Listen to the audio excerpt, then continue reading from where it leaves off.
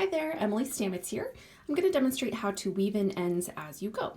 So in this particular pattern, I am joining a new color of yarn in the middle of a round.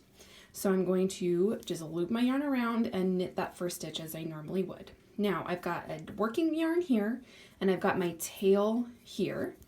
So I'm going to go ahead and hold that tail in my left hand. You can wrap it around your finger or do whatever you want to do to hold a little bit of tension there. Now, basically the gist of what we're doing is we are going to knit. I'm just knitting this row, but I'm going to alternate pulling this yarn over the top of that knit stitch and then pulling it under that knit stitch. So on this first stitch, I want that tail to go over the knit stitch. So I hold it there and I knit as usual. Then my yarn is now in the back and I want to just knit that one.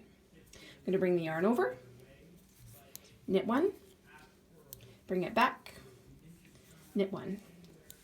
Continue until you go. The way that that looks on the back here is it's nice and sort of tidy, woven in. It is not as perfect as if you're weaving in with a tapestry needle, but it's pretty good.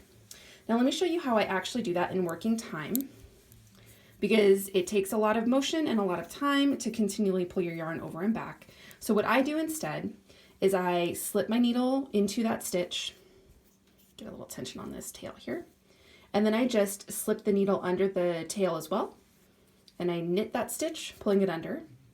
Then I knit a stitch as usual. I tuck that under and knit, and then knit one as usual. Tuck it under, tuck it under and knit it, and then knit one as usual. Now, actually, how I really do it when I'm working is I pull that whole finger over and then I knit one.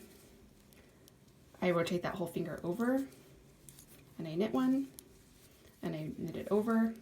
So you can see that in real time, this is a much faster technique than going back and weaving in ends, especially when you're doing a project that has a lot of stripes and a lot of different ends to weave in. And again, the back of that looks not as perfect and tidy as if you woven the ends yourself, but it's pretty darn good